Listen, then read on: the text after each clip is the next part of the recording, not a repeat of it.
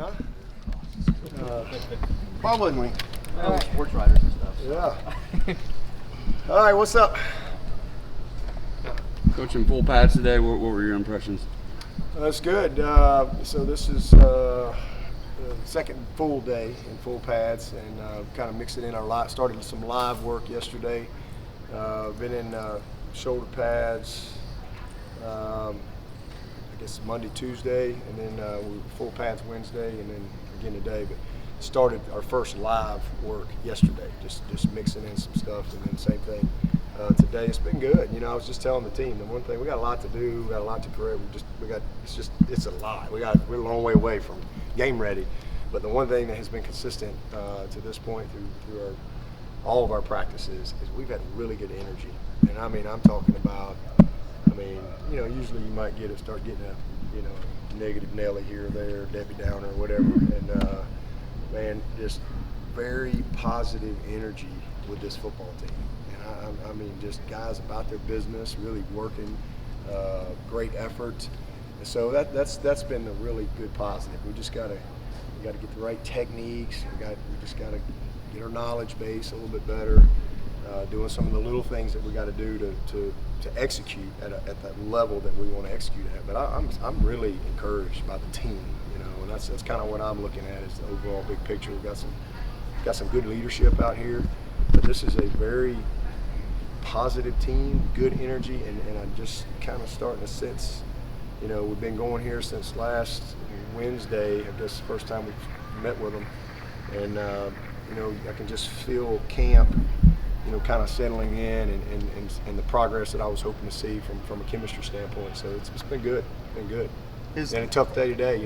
Yesterday we changed our schedule up. Because everything's purposeful, everything we do, and so a quick turnaround right back out this morning, just to kind of a little mental challenge, mentally tough for everybody. But I like where we are, and we'll come back tonight. So we'll give them a little bit of a break. We'll grade everything, get ready for this afternoon meetings, and we'll get a little lift this afternoon. We'll have dinner, another little meeting, and then we'll actually go to the stadium tonight and just have kind of a little walkthrough type of deal, slow it down a little bit, and midday practice tomorrow, and then get ready for the scrimmage on Saturday. But our situation stuff, I feel good about that as far as how we're getting it in. Got some second and long today, playing third down, and got into the goal line today. Tomorrow we'll be coming out off the goal line. It'll be some 2-minute. So we're kind of plugging along. Is Logan Rudolph running with the first team, and is that competition between him and XT heating up a little bit? It's competition for all of them, man. It's not just XT and Logan. It's Foster, it's KJ, it's Maskell. Those five. We play. Those guys can play anywhere. So we're just trying to create competition between all of them, and whoever the two most consistent guys, they're all going to play because they're all good players and they've earned the right. But whoever's the two most consistent, that's who will run out there first. So everything counts, and but we're really pleased with where they are. The same thing. That group's got a lot of technical things they got to improve on, alignments, details of steps and footwork, and angles, and just eyes, a lot of stuff. But that group is coming, and their effort is good, and the competition is awesome. So I think we stay the course. We'll be a very functional group. Denzel going into his senior year, just how do you see his role in the secondary shaping out? Oh man, Denzel is a starter for us. He's some games he might run out there first, depending on what packages we're in. Some games he might not run out there first, but he's a starter on this football team. He starts on special teams, and he is really a valuable member of this team. Going to have a great year. Had a heck of a year last year. Really, came on for us and came through big time. But Denzel has, that's what this game's all about, and it's what I love to see. He's a perfect example of a guy that just hung in there, and he is a really good football player now, and a guy that'll get a legit shot at the next level. He is a talented athlete that has really become a very functional guy in our secondary, and with some versatility. So I'm proud of him. Speaking of secondary, DK and his small sample size so far with the cornerbacks, was he starting to acclimate over that position well? Yeah, he was. He's been out, the last couple of days, kind of tweaked his hamstring, so he's he's on ice right now. We got to get him back, but he was doing excellent, and but he's in a good place mentally, and physically we know what he can do, but mentally he's just in a much better place as far as just his knowledge, because he's had a chance to get the installation and be in the meetings and all that stuff he didn't get last spring until we started kind of working him some. But I'm proud of him. He's just like I said, tweaked his hand. Whenever they get him back, he'll be back. Is T and green a precautionary? No, he just got banged up. I mean, he practiced all day, but sometimes these guys get little nicks and things, and we might put them in a green, which is do everything. It just tells everybody, let's don't hit them today, but you do everything. It's hard to put an offensive lineman in green. If you put an offensive lineman in green, then that means he just does our scout stuff, but he can't do the competitive stuff. That's not fair to the defense. But when we can put a receiver in a DB in a green, they can still get all their work done. We just don't hit him. So he had a full day, but yeah, he's fine. Pretty good shape. I think first of all, I think we're in really good shape. We did a lot of running this summer, probably more running than we've done in a while, and really feel good about how they've held up. It's been really hot. The heat index has been way up there the last couple of days, and these guys have really pushed through, and it's been very competitive practices. A lot of good on good. 12, 13, 14 periods of good on good. So that's just something that I always kind of look at. I like where they are from that standpoint. But just getting into a week of banging and third day or fourth day in pads, counting the 2 shell days, just start to get a few little nicks things here mount up, but nothing major. What's up with Jake? What's up with his injury?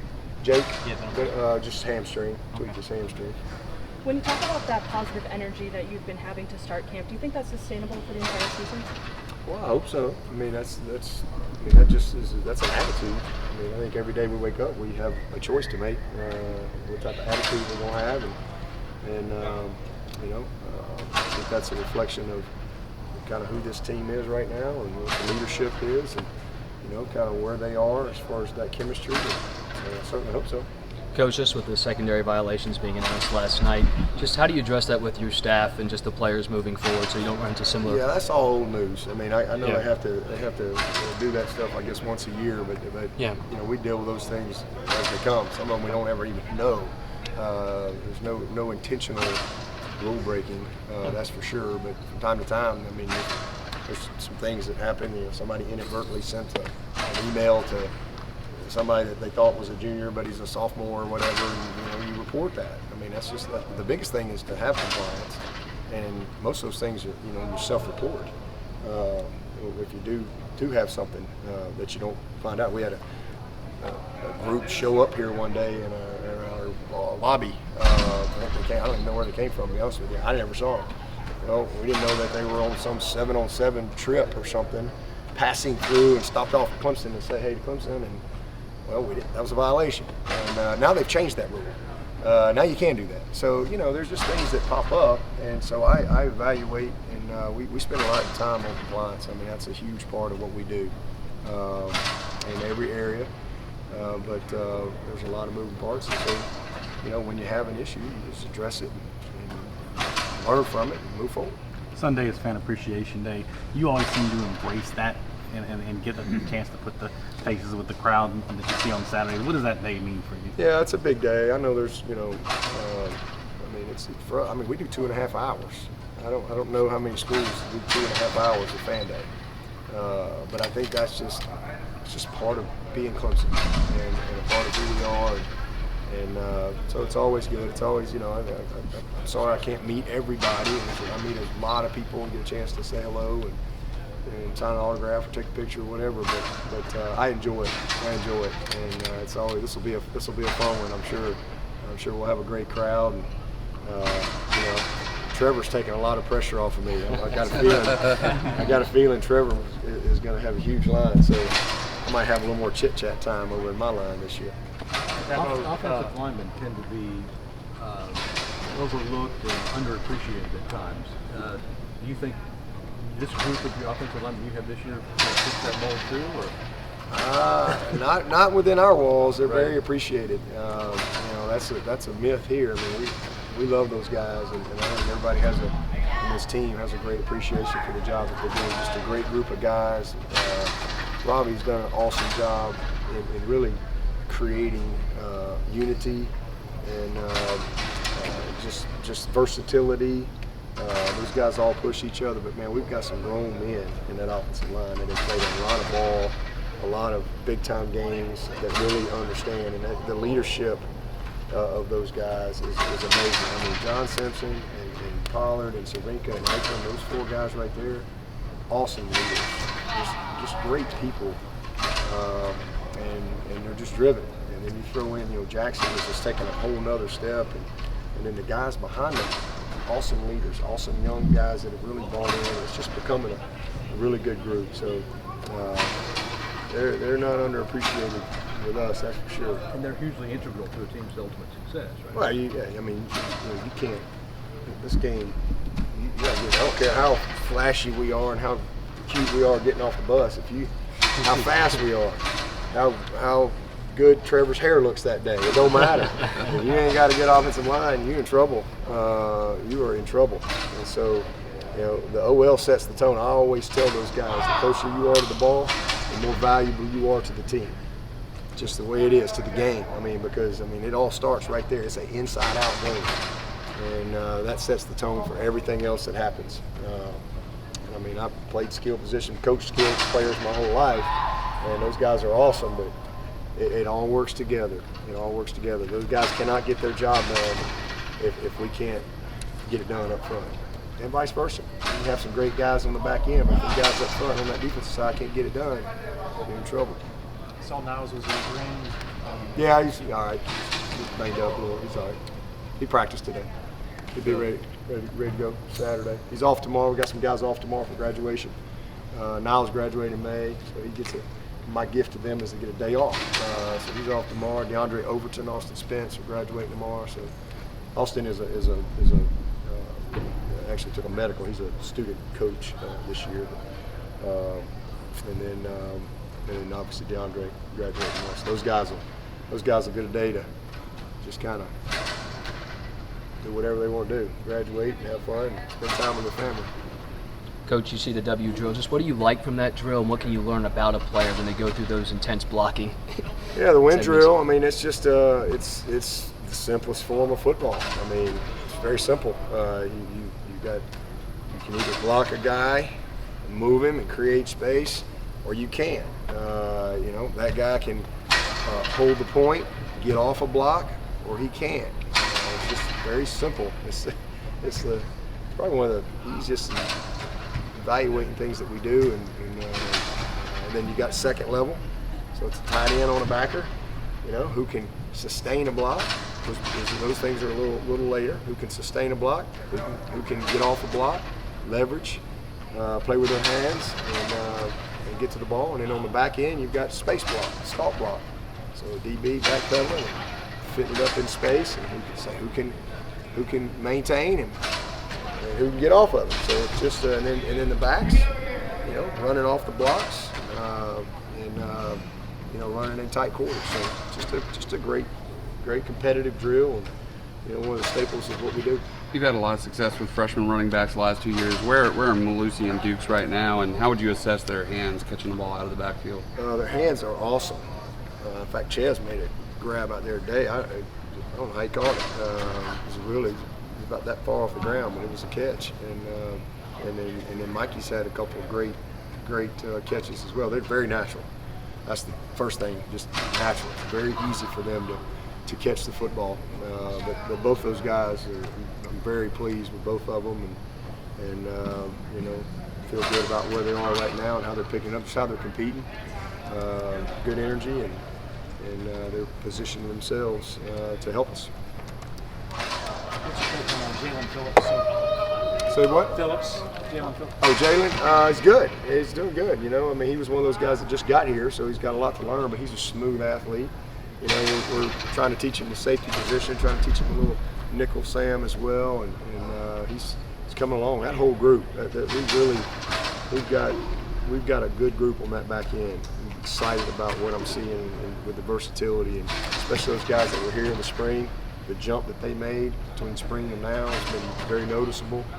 And Jalen and Andrew Booth, two guys that just got here, both of them easy, and Ray Thornton, because I wasn't able to see him this spring. All three of those guys are as advertised. What we thought they'd be. They just got a lot to learn.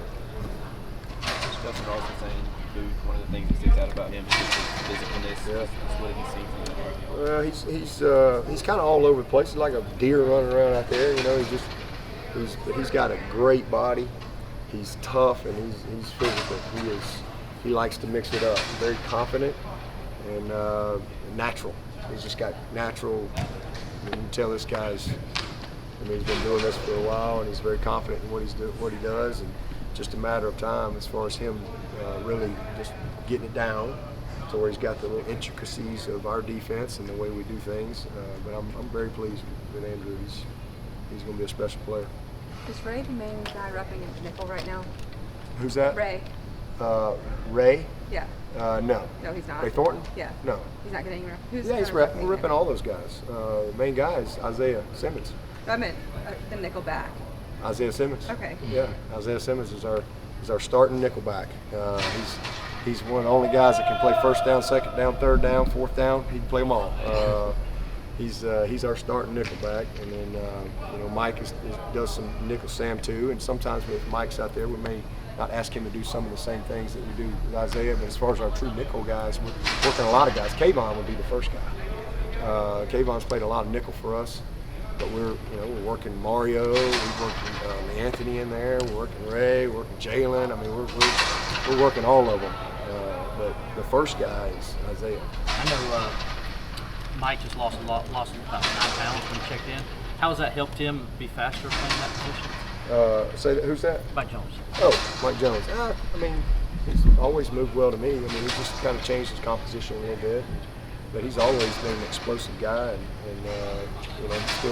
he still needs to bulk up just a little bit. I think that's probably maybe a little light for him, but he's in a good spot. He feels good, and he's a natural explosive guy. He's got a lot of explosive power to him. So we're playing him at will, playing him out there too, and he's doing a nice job. I'm excited about Mike Jones where he is.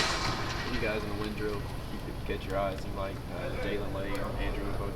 I mean, they all did. I mean, Jalen is really improved. I'm very encouraged with him because again, he was a long way away this spring, and he has really cut the distance down. He really has. His learning curve is really shortened, and it's just good to see him out there playing with confidence, and trying to be physical and catching the ball better. I mean, I've been really pleased with him. He's made some good strides. So he got a little banged up on the inside the other day. I think I wasn't over there, but he's all right. But they all did a good job. What's the biggest thing you look for in that scrimmage early on? Just retention. See where we are. You come in, you just throw a whole lot of stuff at them, and after Saturday, we kind of see what's really stuck. And we got to scoop it all back up and throw it back at them again, and see if we can get some more to hang in there. But that's really the main thing, just an assessment of where we are. We get really two preseason games, if you will. So the way we do 2 full scrimmages, and then we'll have a controlled situational scrimmage. I think it's Tuesday morning. But that's different, because it's really situational and it's controlled as opposed to just let's go play some ball and react. So we got 2 opportunities, and the biggest thing in this first one is just kind of assess where are we, what's our retention, and then kind of strategize from there on what we got to do. And it's not a lot of final decisions or any decisions are really made. It may set the tone for the situational scrimmage in the next one, but it's really just an assessment. For me is okay, because we've put a lot in. There's a lot going on, and all right, let's kind of see who's got it, who does it, and then go to work. A lot of people are making a big to-do about Kelly not getting a ring. Can you comment on that and just your thoughts There's on nothing else to comment on. I mean, I don't know what you want me to say. He wasn't on the team. I mean, simple as that. We played 11 games after he left. So I think played 15 games. So I mean, there's nothing to say that I haven't already said. I love Kelly. You got to be on the team. I mean, certainly didn't. He could have been here, but he wasn't. That's the way it is. Dabo, how much have you seen KJ translate his thicker frame onto the field? KJ Henry. Great. I mean, he's still a guy that I want to see. Just another gear to see him cut it loose in our run game. But he's really flashing and doing a good job. He's a very natural pass rush guy, and he's athletic. His body's in an awesome spot. He's just more confident, stronger. But there's still some things in the run game that we need him to just cut it loose on and buy into. But he's in a good place. He's doing a nice job. He's light years ahead of where he was this time last year. Thank you, Coach. Okay, thank you.